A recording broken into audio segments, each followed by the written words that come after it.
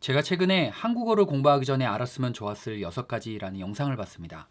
이 유튜버는 한국에서 유학하면서 한국어를 배우는 학생인데 일본어도 함께 공부하는 것 같아요. 하단 설명란에 링크를 걸어 놓았습니다. 그녀는 교과서에는 유가 너 당신이라고 나와 있지만 실제로 한국어 대화에서는 그런 단어는 무례하기 때문에 잘 쓰이지 않는다.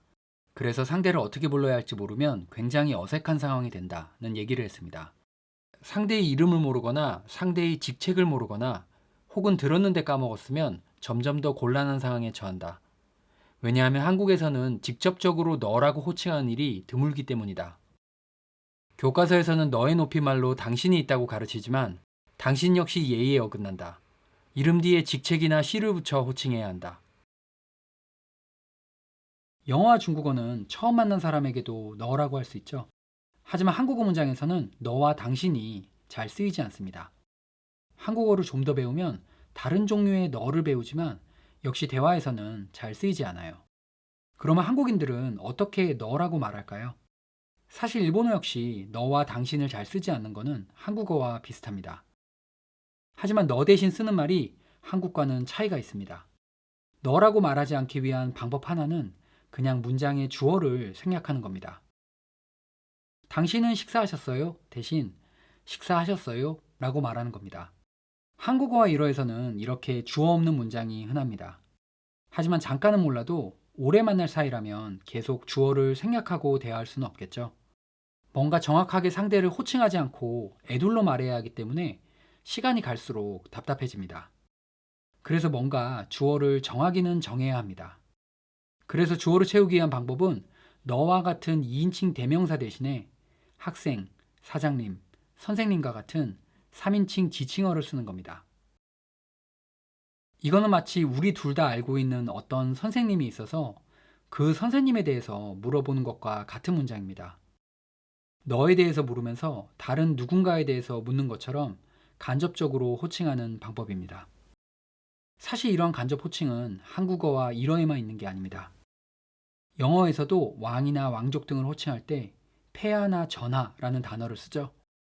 직접적으로 당신이라고 말하지 못하는 그 감각은 사실 영어에도 있는 겁니다. 한국과 일본에서는 서로를 왕이나 귀족처럼 대한다고 할 수 있겠네요. 여러분이 이 점이 마음에 들었다면 좋아요를 눌러주세요. 그래서 한국어로 대화하기 위해서는 일단 서로를 어떻게 부를지 정해야 되고요. 이걸 정하는 방법은 보통 3가지입니다. 그 사람의 직책이거나 나와의 관계이거나 그 사람의 이름입니다. 그렇게 정해진 거를 주어에 넣어서 문장을 만들 수 있어요. 그러면 이런 의문이 들 수 있습니다. 복잡하지 않게 그냥 이름을 쓰면 되지 않아? 이름은 누구나 하나씩 갖고 있고 잘 겹치지 않는 거니까 말이야. 일어가 그렇게 하죠. 일어에서는 처음 만난 사람이더라도 성 뒤에 상을 붙여서 예를 들어서 다나카상이라고 부르면 크게 예의에 어긋나지 않습니다.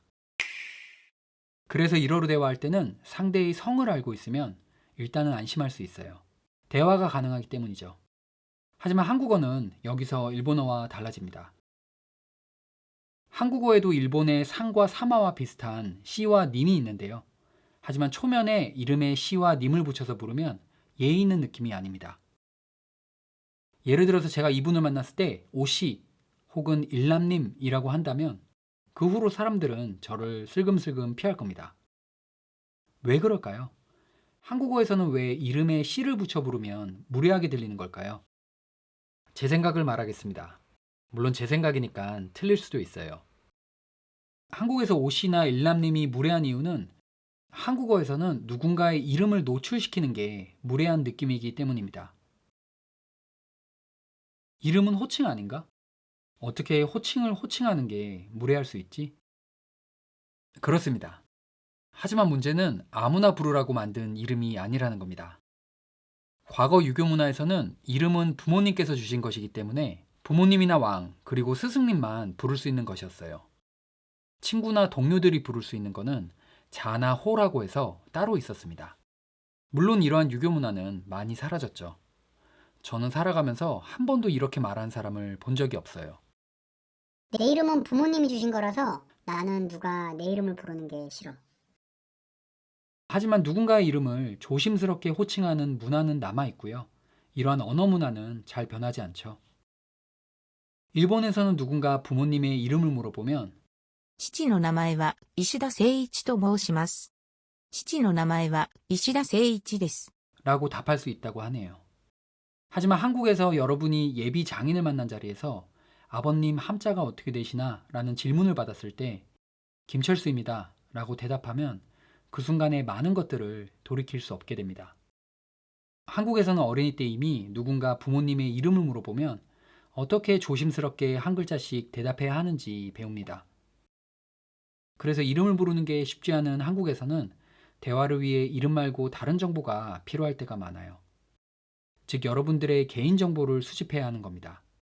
여러분이 누구인지가 아니라 무엇인지 알았을 때 그제서야 편하게 대화할 수 있는 거예요. 다음과 같이 말이죠. 학생 밥 먹었어? 선생님은 식사하셨어요? 매니저님 식사하셨어요? 그러면 한국 사람들은 대화를 위해 당신에 대해 더 많이 알아야 하기 때문에 처음 만났을 때 더 많은 질문을 할까요? 제가 최근에 이런 비디오도 봤습니다. 한국에 거주하는 외국인들이 한국 생활에서 받은 문화 충격을 소개하는 영상이었어요. 여기서 한 출연자는 한국인들이 만난 지 얼마 되지 않았는데도 나이나 직업 같은 개인적인 질문을 하는 것에 놀랐다고 말합니다. 이 출연자는 이렇게 말했어요. The younger generation, they hate it. But they still do it. 물론 정말 궁금해서 물어보는 경우가 더 많을 겁니다. 하지만 때로는 별로 관심이 없어도 상대에 대해 조금 알아야 대화를 할 수 있는 한국어의 특성 때문에 묻는 경우도 있는 것 같아요.